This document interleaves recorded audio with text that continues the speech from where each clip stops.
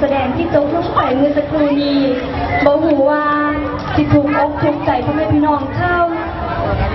ปานนนเทียมท่านผู้ชมเบิร์ดสุขุทุกคนเท่าจังหวัดกาฬสินธุ์ก็เข้าในบางในบ่อนอท่านแม่นถูกอกถูกใจอีลี่เนาะค่ะย่างหลานีต้องขอเสียงปรบมือดังๆเป็นกำลังใจให้กับลูกหลานคณะวงโปงลางที่เดือนเท่าเลยค่ะค่ะก็ขอบพระคุณหลายๆเนาะค่ะพี่น้องค่ะท่านพ่อแม่พี่น้องอยากสิมารับชมผลงานการแสดงมวลๆจากวงโปงลางเช่นเดือนเข้ากันต่อก็ต้องรอรับชมในวันที่7 มีนาคมหันข้างวงโปงลางเช่นเดือนของเฮาได้รับความอนุเคราะห์จากท่านคณะกรรมการค่ะสำหรับวงโปงลางเช่นเดือนของเฮา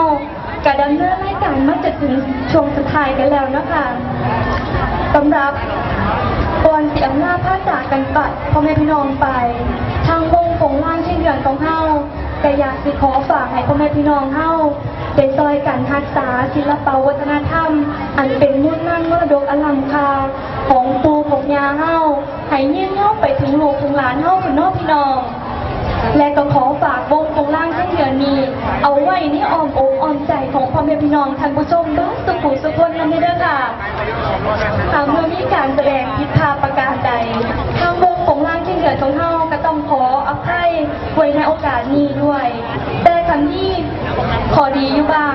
ทางวงโปงลางเช่นเดือนของเฮาก็ขอยกย่อความดีนี้ให้กับพี่น้องท่านผู้ชมเบิร์ดสุขุสุขคนค่ะแต่ก่อนที่อำนาจมาจากกันไปในมือนี้ทางวงโปงลางเช่นเดือนของเฮาก็อยากจะขอบพระคุณท่านผู้ชมทุกคนที่ได้มาเป็นกำลังใจให้กับลูกหลานคณะวงโปงลางเช่นเดือนของเฮาในมือนี้โดยเฉพาะท่านรองผู้ว่าราชการจังหวัดกาฬสินธุ์ซึ่งรู้สึกเป็นเกียรติยิ่งค่ะและพ่อแม่พี่น้องชาวบ้านนนเทียงอำเภอหน้ามนท่านผู้ชมเบิร์ดสุขุสุขคนมื้อนี้ก็ขอให้เดินทางกลับบ้านด้วยความปลอดภัย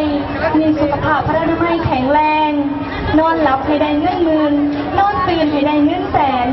นอนตะแคงขอให้ได้กอดนอนหมอบขอให้ได้ฝันดีเด้อพี่น้องเด้อค่ะก็เตรียมผ้าจากไปทางวงโปงลางเช่นเดือนเฮาก็อยากสิขอจูงมืออันสูงเกียรติของพ่อแม่พี่น้องท่านผู้ชมเบิร์ดสุขุสุขคนรวมแรงรวมใจกันน้อมนำถวายพระพรให้แก่สมเด็จพระเจ้าลูกย่าเธอเจ้าป่าจุฬาภรณ์วลัยลักษณ์อัครราชกุมารีให้พระองค์ท่านทรงมีสุขภาพแข็งแรงและขอให้พระองค์ท่านทรงมีพระชนยิ่งยืนนานจุฬาภรณ์เทพประธานบันดาลให้จุติใน